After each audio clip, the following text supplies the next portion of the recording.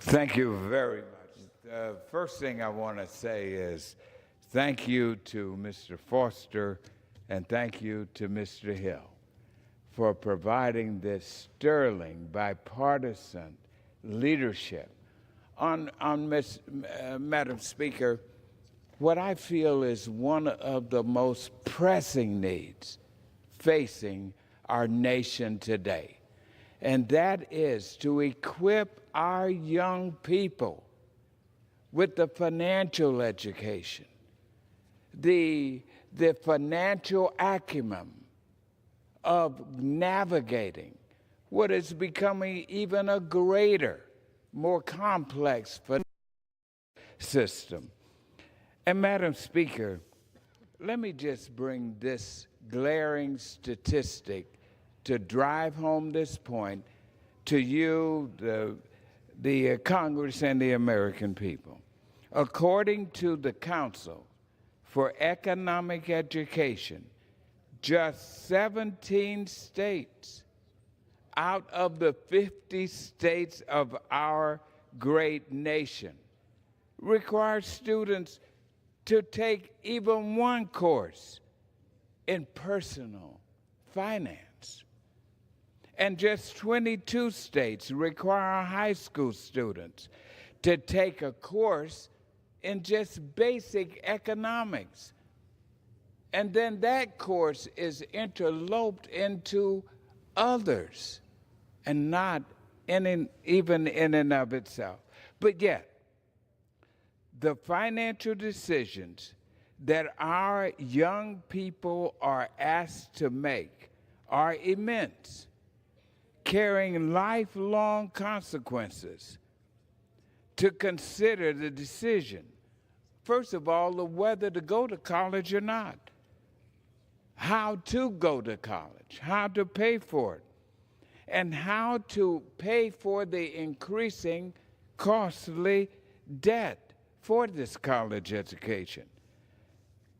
Consider the challenges that can come from balancing a starting or beginning wage against the student loan debt, or saving for a requirement.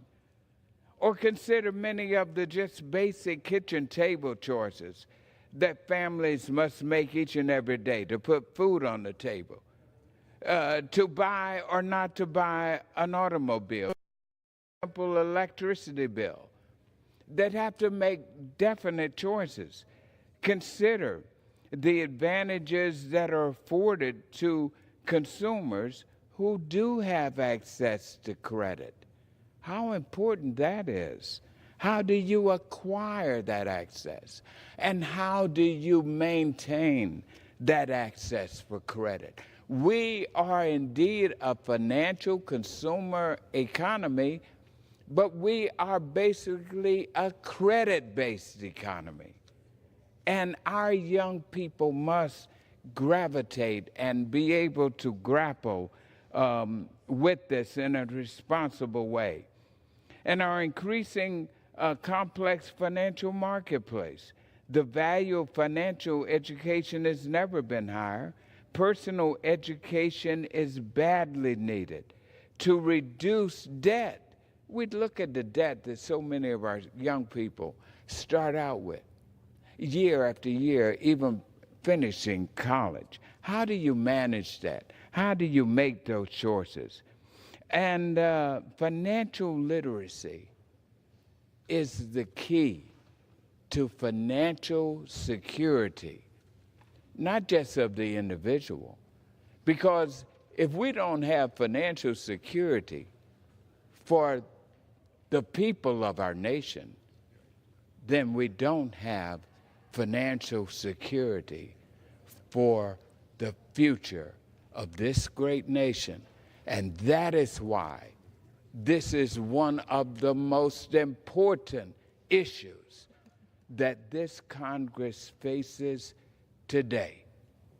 And I am so proud to join with my Republican friend and my Democratic friend in showing the bipartisan way that we must go to solve this problem and make sure that this generation and every generation coming after them have the best financial education.